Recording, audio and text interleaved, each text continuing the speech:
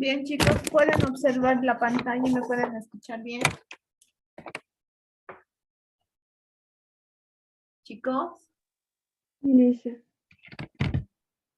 bien, hoy vamos a hablar acerca de lo que es el diencéfalo. Esta es una estructura muy importante y se va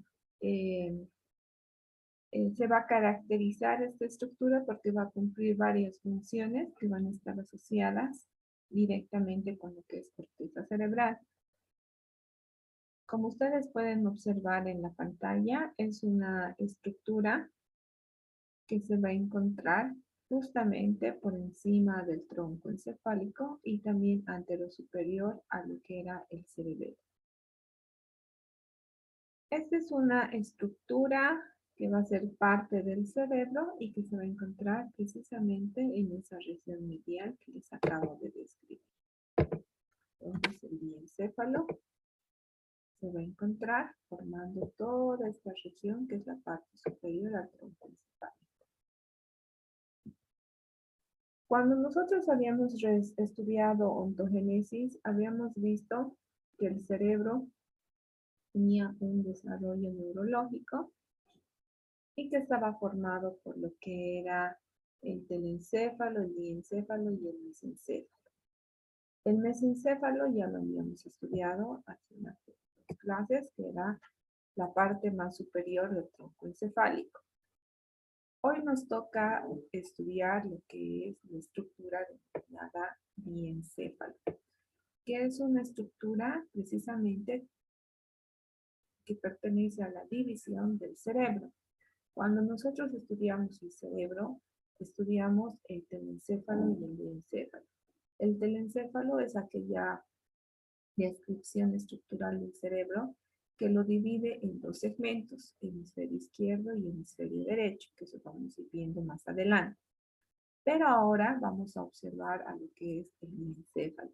El diencéfalo hace referencia a aquella estructura que va a estar por debajo de los hemisferios cerebrales y que en la imagen ustedes ven pintada en color verde. Cuando hablamos del diencéfalo vamos a hablar de unas multisecciones que van a conformarlo. Estas multisecciones se denominan estructuras talámicas, las cuales van a tener funciones específicas reconociendo la dirección en la que se encuentran. Ahora, cuando hablamos a diencéfalo, di porque se va a encontrar en la región medial. Vamos a observar que esta estructura que va a tener subestructuras que lo conforman, van a estar formadas por lo que es las estructuras talámicas, tales como el tálamo, el hipotálamo, el epitálamo, también va a estar formada por el subtálamo y la retina. Por otra parte, la glándula pituitaria, o también denominada hipófisis, es una estructura unida al hipotálamo y que también es parte del diencéfalo. Asimismo, vamos a tener una conexión con el nervio óptico, que también es una estructura que va a ser parte del diencéfalo. Ahora, el diencéfalo va a estar formada por estas estructuras y también va a estar interconectada con lo que es la cavidad del tercer ventrículo, la cual es una cavidad que habíamos dicho que aloja líquido cefalorraquídeo y que cuando nosotros vamos a estar expuestos a traumas directos, estas permiten, esta cavidad denominada tercer ventrículo, va a permitir amortiguar todas esas situaciones de choque para que no haya un impacto directo con corteza cerebral. Ahora, cuando hablamos de lo que es el diencéfalo, tenemos que hacer un estudio macroscópico de esta estructura. Vamos a hacer una descripción mencionando que va a estar formada la superficie inferior por el nervio óptico, el tracto óptico a cada lado del nervio óptico, el infundíbulo, el tuber cinerum y los tubérculos mamilares. Si se acuerdan, estas estructuras eran parte del prosencéfalo cuando estudiábamos, o perdón, del mesencéfalo cuando estudiábamos sus características externas.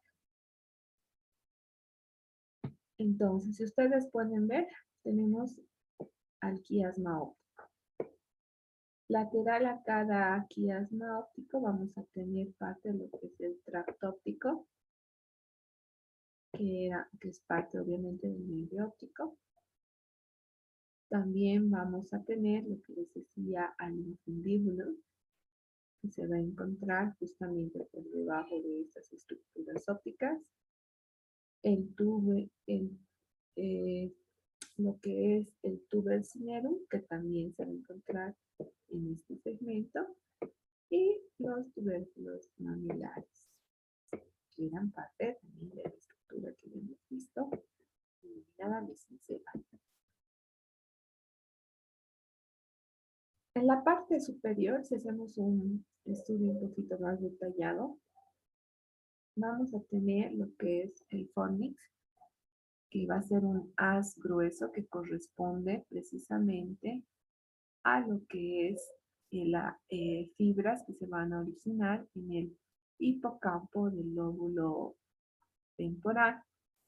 Esta estructura del fornix va a permitirnos esa interconexión con lo que es lo que son los lóbulos temporales en el hemisferio cerebral.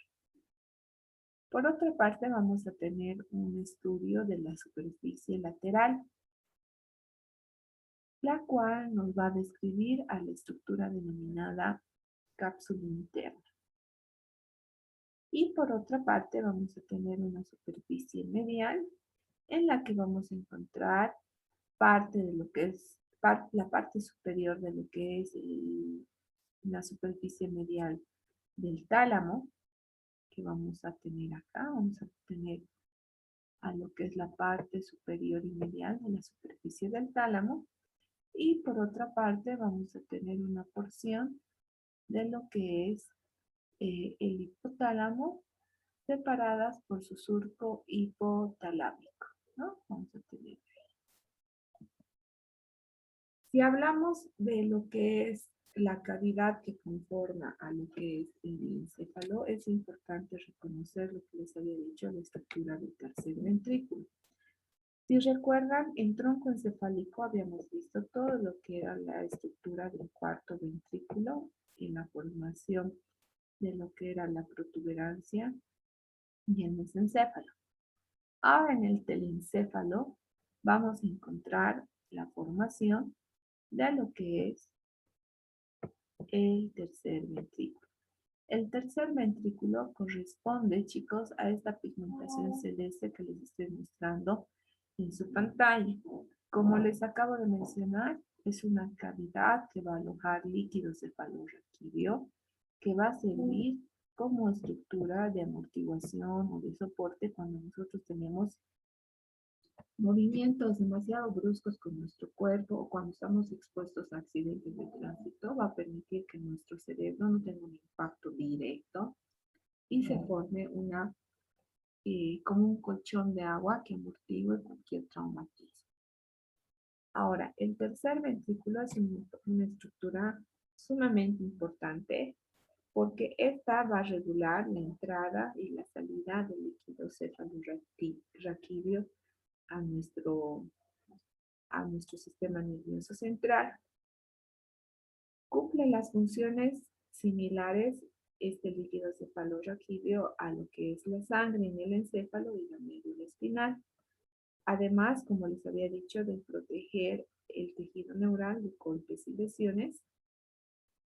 Este sistema se va a encontrar a la altura de lo que es la parte intermedia del sistema ventricular y obviamente que va a estar justamente por debajo del epitálamo. Nuestro tercer ventrículo va a estar formado por lo que son las estructuras denominadas cuernos anteriores que corresponden a este segmento, una parte del medial denominada cuerpo, y lo que son los cuernos inferiores. No obstante, en esta estructura vamos a encontrar lo que es el agujero interventricular, que es un espacio por donde va a circular líquido cefalorraquídeo, y el acueducto cerebral, que es el que va a permitir la descarga de líquido, también cefalorraquídeo, a estructuras inferiores como el cuarto ventrículo. Ahora, en la parte posterior vamos a tener una segmentación denominada cuerno posterior. Entonces, no se deben olvidar que tanto por el tercer ventrículo, cuarto ventrículo y canal medular, pasar un componente que viene del cerebro, que se denomina líquido cefalorraquídeo.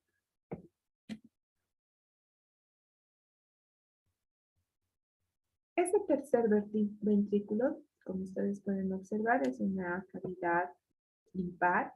No tenemos una pareja de esta, sino se va a encontrar en la parte medial como estructura única. También vamos a tener lo que es, como les decía, es una cavidad impar que se va a encontrar en la estructura medial y obviamente va a tener una característica simétrica que va a ser muy parecida a un triángulo, ¿no? Ahora, está ubicada justamente entre los dos tálamos y va a estar revestida por el epéndimo, que es una membrana. Esta estructura se comunica con los ventrículos laterales y definitivamente con el cuarto ventrículo para poder desembocar en esta estructura líquido cefalorraquídeo. Va a constar de 3 márgenes y 2 caras y 4 paredes que vamos a ir revisando poco a poco. Hablamos de estos 3 márgenes. 1, 2, 3. 2 caras laterales, una para cada hemisferio, izquierdo y derecho, y 4 paredes que vamos a ir viendo en el interior de las cavidades. Ahora, la lámina terminal de esta estructura, que se va a encontrar precisamente en este segmento, que lo vamos a ir coloreando, vamos a tener aquí la lámina terminal, va a tener una formación en su pared de lo que es sustancia gris, eso quiere decir cuerpos neuronales. Vamos a tener lo que es la comisura anterior. Esta comisura anterior va a estar delante justamente de las columnas anteriores del fornix, que va a ser acá. Va a estar justamente por delante de lo que es el fornix. Aquí está el fornix y estas van a ser las columnas. Estas se van a conectar directamente, como les había dicho hace un principio, con los lóbulos temporales. Y el foramen ventricular, que va a estar justamente muy cercano o casi paralelo en esta dirección a lo que era el fornix. Esta es la parte anterior de lo que es el ventrículo, o más bien la pared anterior de lo que es el tercer ventrículo. Ahora, vamos a ir viendo lo que son las paredes laterales. Las paredes laterales van a estar formadas por una superficie medial del tálamo y arriba, obviamente, cerca al hipotálamo. Entonces, vamos a ubicar a esta estructura que va a estar justamente en la parte medial del tálamo y arriba del hipotálamo. Entonces, vamos a tener esta segmentación. Luego vamos a tener lo que es el hipotálamo por debajo, que va a estar por acá, y justamente separadas por el surco hipotalámico.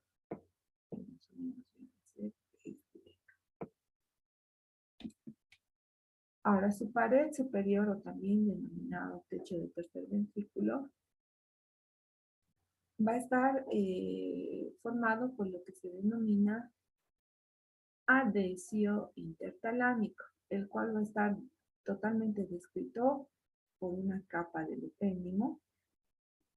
Vamos a tener una formación de lo que son 2 había una prolongación de lo que es la pía madre y lo que se denomina tela coroidea del tercer ventrículo,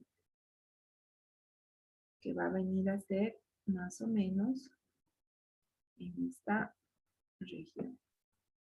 Ahora, en esta tela coroidea del tercer ventrículo vamos a encontrar lo que es el techo del ependimiario, donde se van a formar los plexos coracoideos, por donde va a circular líquido cefalorraquídeo. Ahora, en la pared inferior vamos a encontrar lo que es una formación del quiasma óptico. También vamos a encontrar lo que es el tuber serenum. Va a estar justamente más o menos por aquí. Al mismo vamos a encontrar lo que es el infundíbulo. Y obviamente lo que son los tubérculos maxilares. El infundíbulo y lo que son los tubérculos maxilares. Pues toda esta segmentación pertenece a lo que es la pared inferior. Aquí está la pared superior o techo. Hace un momento habíamos visto la pared anterior. Ahora, vamos a encontrar los márgenes, que habíamos dicho que vamos a tener 4 márgenes. Vamos a tener lo que es el margen póstero inferior, el cual va a estar formado por los pedúnculos cerebrales. Entonces vamos a ir reconociendo. Vamos a tener a lo que es el margen posterior con los pedúnculos cerebrales. Vamos a tener el perforado posterior, los cuerpos mamilares, ven acá, y lo que es el tubo sereno. Entonces, toda esta segmentación pertenece al margen posterior. También vamos a tener a lo que es el margen anteroinferior, las cuales van a estar formadas por las columnas del fornix, que van por acá.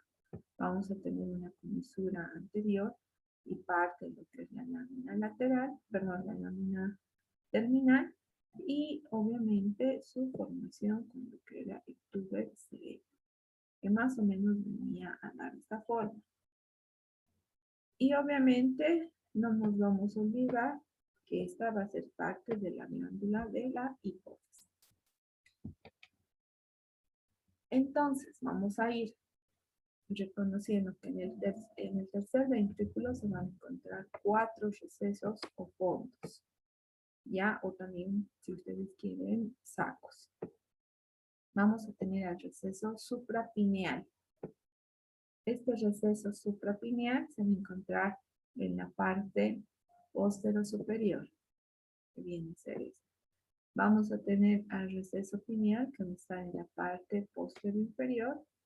Vamos a tener al receso infundibular, que va a ser este de acá, que va a estar por debajo y adelante del pineal. Y el receso óptico. Como ustedes pueden observar, son estos piquitos que se van a ir observando en la parte medial del tercer ventrículo. Bien. Una vez que hemos reconocido sus caras, los sacos, los fondos, las paredes, vamos a ir reconociendo la división de lo que es el encéfalo. Esta división va a venir en función a las características de las estructuras talámicas.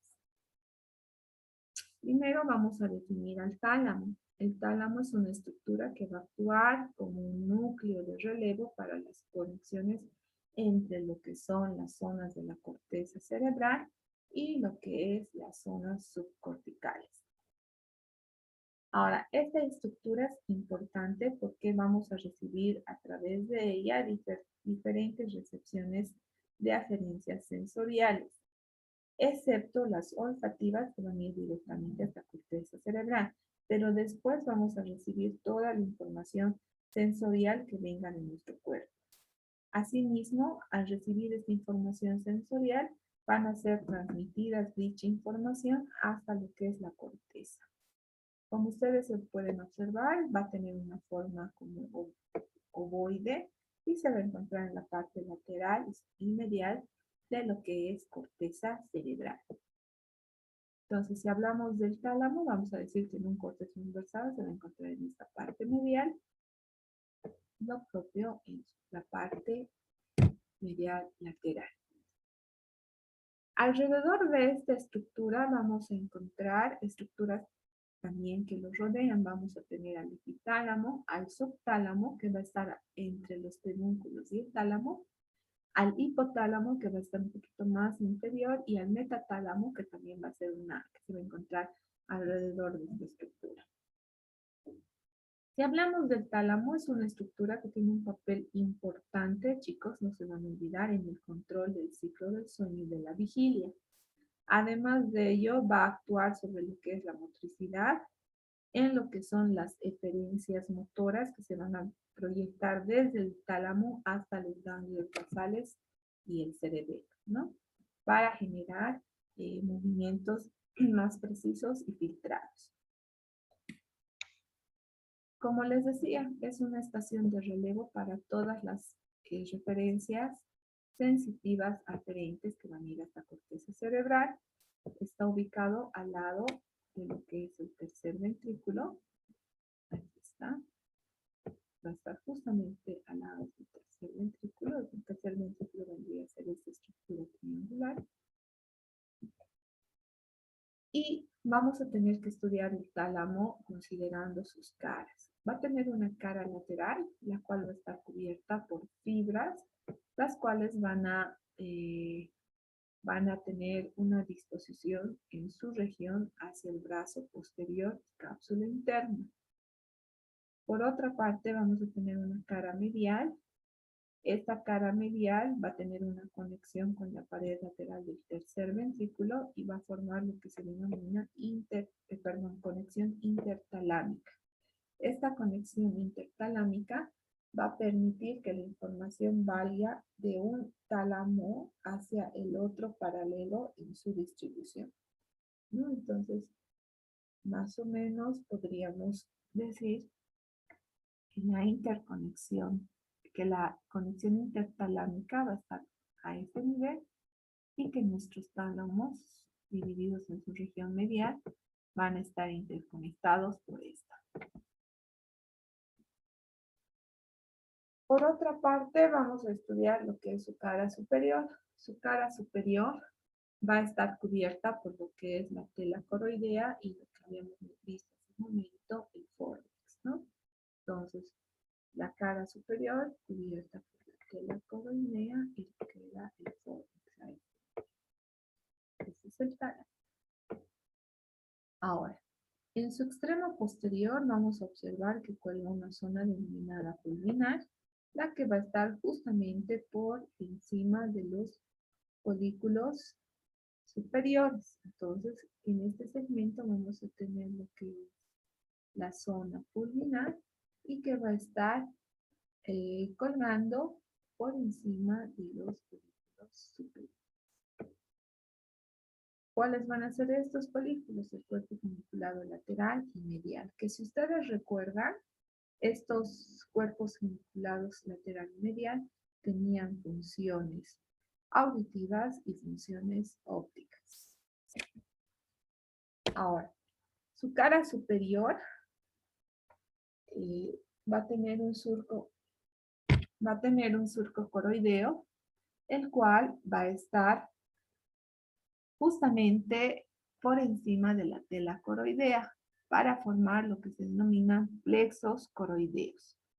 Uno de estos plexos va a ser el triángulo o tubérculo posterior y el otro el triángulo o tubérculo anterior, que también, si ustedes recuerdan, tenían funciones auditivas y tenían funciones ópticas.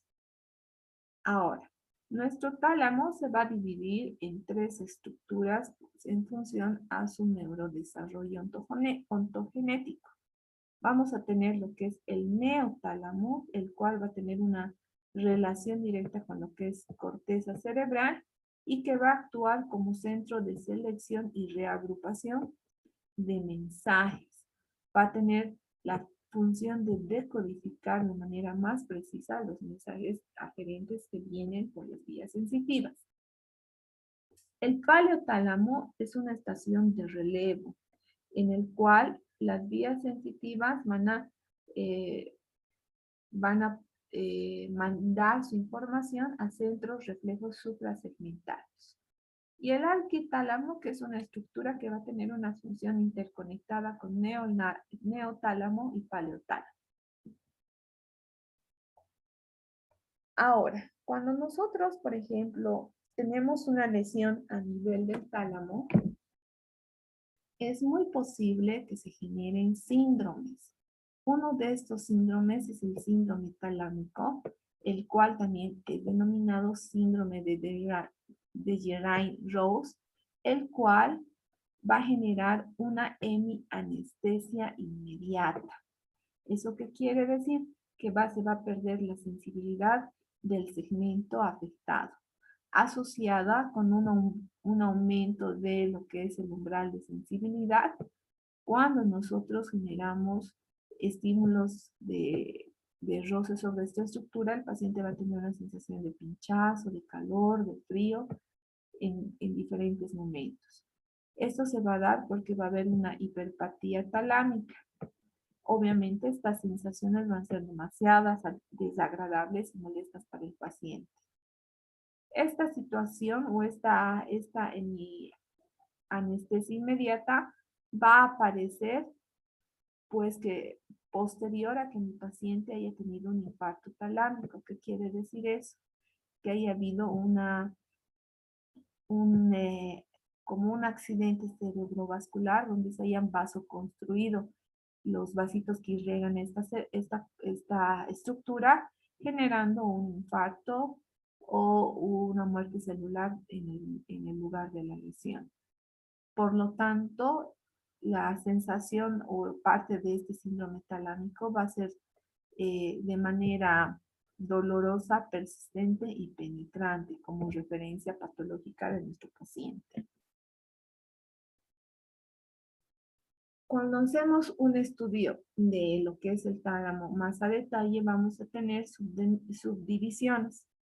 Vamos a tener que el tálamo se va a dividir a través de lo que se denominan láminas medulares. Vamos a tener una lámina medular externa. Esta va a separar al tálamo del núcleo reticular, que ustedes están viendo en este momento. Y obviamente vamos a tener otra estructura denominada lámina medular interna, que va a ser la zona anterior del tálamo y que va a estar dividida con una Y. Ustedes pueden observar, esta va a ser la médula interna y que va a dividir al tálamo con una subdivisión en forma de Y. Dentro del tálamo vamos a encontrar núcleos y núcleos que van a estar más hacia la región anterior. Entre estos vamos a encontrar al núcleo anterodorsal, anteromedial y anteroventral, los cuales van a formar lo que es la zona lateral y la zona medial en la región posterior. Si vamos a recordar estos núcleos, vamos a decir que a nivel de lo que son los núcleos ventrales, en la zona central de esta estructura talámica, se van a percibir sobre estos núcleos información sensitiva que conecta con los núcleos ventrales. ¿Con qué núcleos ventrales? Con el globo pálido y la sustancia nigra, que también, si ustedes recuerdan, era parte del mesencéfalo. ¿Qué función tiene? Activar lo que es la corteza motora. El núcleo ventral intermedio, que va a estar formado por el ventrolateral y ventromedial. Y los núcleos ventrales posteriores, que va a estar formado con el núcleo posterolateral, posteromedial, y estas van a tener que cumplir las funciones que tienen que ver con la conciencia. Entonces, todos estos núcleos que les estoy mencionando van a estar dispuestos en la parte ventral de lo que es nuestra región talámica. Estos núcleos, repito, tienen que ver con nuestro nivel de conciencia y van a tener funciones específicas con lo que es el control de las actividades motoras, gracias a la interconexión que va a tener el tálamo con el área motora en corteza cerebral. En específico, relacionado a lo que son los lóbulos temporales y los lóbulos frontales. Ahora, si vamos reconociendo, entonces les digo que va a haber una relación directa con las estructuras de lo que es corteza cerebral y una asociación tanto con lo que son núcleos del tronco encefálico y núcleos del cerebelo, ¿no? Como ustedes pueden ver, tenemos los núcleos cerebelosos profundos que van a ir hasta los núcleos ventrolaterales de nuestro tálamo. Vamos a tener lo que son vías de interconexión directa de los meniscos mediales y van a tener conexión directa con los núcleos ventroposterolaterales del tálamo. Por otra parte, los del menisco trigeminal, que son parte de las estructuras de lo que es el mesencéfalo, y que tenían también vías directas gustativas, como lo que es el nervio, el par craneal, que tenían que ver con el glosofaringio, que van a ir hasta los núcleos ventroposteromediales del tálamo. Asimismo, la sustancia nigra y lo que son las sustancias reticuladas del mesencéfalo con los núcleos ventroanteriores y ventrolaterales, ¿no? Y el fornix, que va a tener una interconexión con el tracto mamilotalámico del mesencéfalo y que van a ir hasta la porción anterior del tálamo. Lo propio va a suceder a nivel de lo que es la zona pulmonar de lo que es el tálamo.